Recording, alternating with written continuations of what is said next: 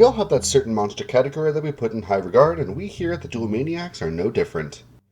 In theme with Aubrey, our own Shining Flare Wingman, who recently reviewed his top 5 favorite fusion monsters, whom his mascot is a member of, here are my top picks for my favorite 5 Synchro Monsters.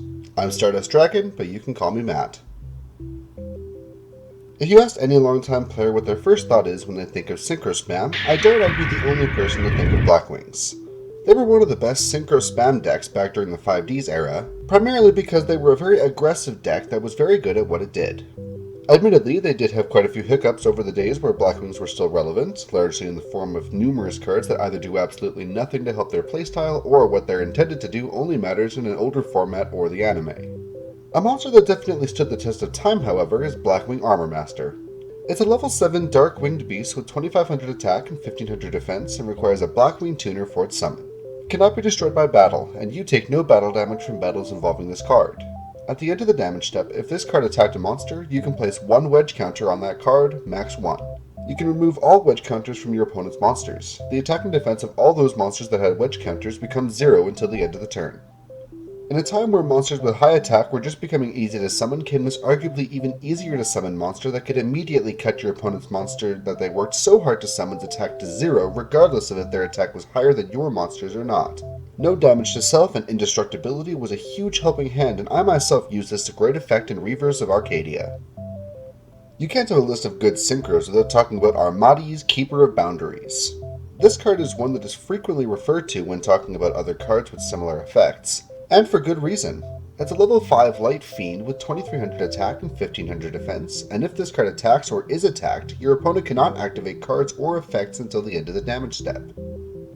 Numerous monsters have effects like this, and very rarely are said effects not referred to as Armadi's or Pseudo-Armadi's effects, such as number S39, Utopia the Lightning. Basically, this is the optimal effect for battlers who don't want to worry about interruptions, and whose effects were made most popular thanks to this card. Another monster that you may consider when talking about top Synchro Monsters is undoubtedly Trishula, Dragon of the Ice Barrier. Spending 3 years on the TCG ban list from 2012 to 2015 before coming back at Limited, Trishula is a level 9 water dragon with 2700 attack and 2000 defense and requires 2 non-tuners for its summon. When this card is synchro summoned, you can banish up to 1 card each from your opponent's hand, field, and graveyard, the card in the hand being chosen at random. Some decks were absolute beasts at summoning this, but even if you couldn't summon her with the ease of Infernities, summoning this could put your opponent at a severe disadvantage. Since it doesn't target, your opponent pretty much can't do anything to stop her effect from resolving once it goes off, and it steals resources from the opponent's hand and field, not to mention effective recovery from the graveyard by putting them all in the banish pile, which even today can sometimes be detrimental to your opponent's deck. The number 2 is probably regarded as one of the best Synchro Monsters in the current game, and that's Crystal Wing Synchro Dragon.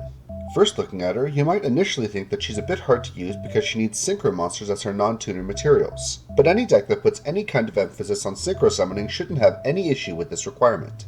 She's a level 8 Wind Dragon with 3000 attack and 2500 defense, and on top of the summon requirement, once per turn, when an opponent's monster's effect is activated, quick effect, you can negate the activation, and if you do, destroy that monster. And if you do that, this card gains attack equal to that destroyed monster's original attack until the end of the turn. If this card battles an opponent's level 5 or higher monster, during damage calculation, this card gains attack equal to the current attack of the opponent's monster it is battling during that damage calculation only. Crystal Wing's second effect is no good against Caesar Link monsters, but her first effect more than makes up for it, allowing for some serious monster effect negation with some attack boosting for good measure. The second effect also pretty much guarantees 3000 damage when it attacks a level 5 or higher monster, which will always be helpful in laying down the smackdown, especially if you've already gained some attack from another monster earlier in your turn. It's also hard to tell just from looking at this art, but Crystal Wing is one of the few Dimension Dragons with actual functioning hands, something that the majority of the other Dimension Dragon cards from Arc 5 seem to have a fairly tumultuous relationship with. Our first runner-up is our honorable mention from Aubrey, Vylon Omega. For anyone unfamiliar, it's a level 10 fairy that requires 2 tuners for its summon, a supremely rare summon requirement in and of itself, which was part of why Aubrey picked this card. When it's synchro summoned, destroy all monsters that were normal summoned or set. Once per turn, you can target 1 Vylon monster in your graveyard, equip that target to this card. During either player's turn, when a monster's effect activates, you can send 1 equip card equipped to this card to the graveyard, negate the activation, and if you do, destroy that monster. Its last effect can be a bit costly, but considering the ease of which this card can be summoned with the Omega Turbo loop, you'll likely have plenty of Vylon monsters in the graveyard to target, plus the nature of the Vylon equips, around which the entirety of the Omega Turbo loop works, will result in at least one Vylon equip in your hand, altogether allowing you to have at least 2 monster effect negations available immediately upon summon. As for the second runner-up, we have my honorable mention, Junk Destroyer. Like Aubrey's honorable mention from his Fusion video, this card is not good, but at least mine has an effect that could have been considered relevant back in the day. Junk Destroyer, like the other Junk Synchro Monsters, requires Junk Synchron for its summon, and when it's Synchro summoned, you can target and destroy cards in the field equal to the number of non-tuners used for its summon. I'm sure you're wondering why I picked this. I mean, sure, it has some decent attack, but decent attack doesn't mean much unless it provides you some kind of advantage, which is why Gem Knight Zirconia was so popular before Brilliant Fusion was banned. No, the reason I picked this is because it was the cover of the Duelist Toolbox starter deck from 2010, which was the deck I bought when I first got back into Yu-Gi-Oh! Therefore, this is literally my first Synchro Monster, and will probably always be one of the first monsters I think of when I think of Synchro Monsters. My number 1 pick for favorite Synchro Monsters is Cosmic Blazar Dragon. As you may remember, if you suffered the 30 minutes that was my first episode of Weighing the Dragons, don't worry, a more manageable one will be made later. This is one of 3 evolutions surrounding the Stardust archetype, and is the most direct final evolution, being the same attribute and having an effect that includes it leaving the field until the end of the turn.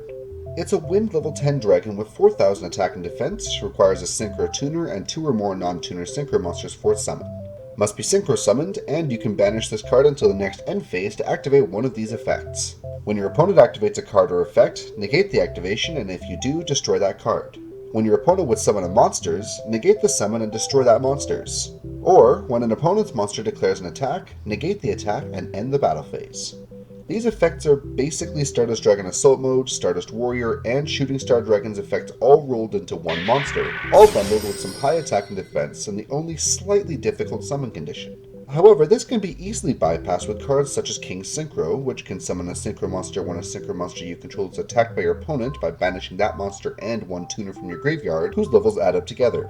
Not only that, but Limit Overdrive also straight up bypasses Cosmic Blazar's summon restriction. And because it banishes itself until the end phase instead of special summoning itself during the end phase, it means that you won't lose your monster from using its effect even if it's not been Synchro summoned properly, unlike Stardust Dragon when it's been summoned with Starlight Road.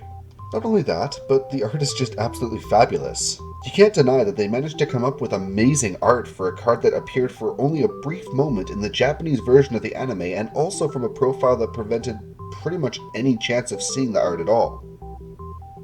Hey everyone, that was my top 5 Synchro Monsters. If your favorite Synchro Monster appeared, or hey, even if it didn't, make sure to comment and tell us what your favorite is and what makes it your favorite. Anyways, make sure you like and subscribe. I'm working on the next episode of Weighing the Dragons right away, so ring that bell to be notified when it gets uploaded. I'm Matt, and I'll see you next time.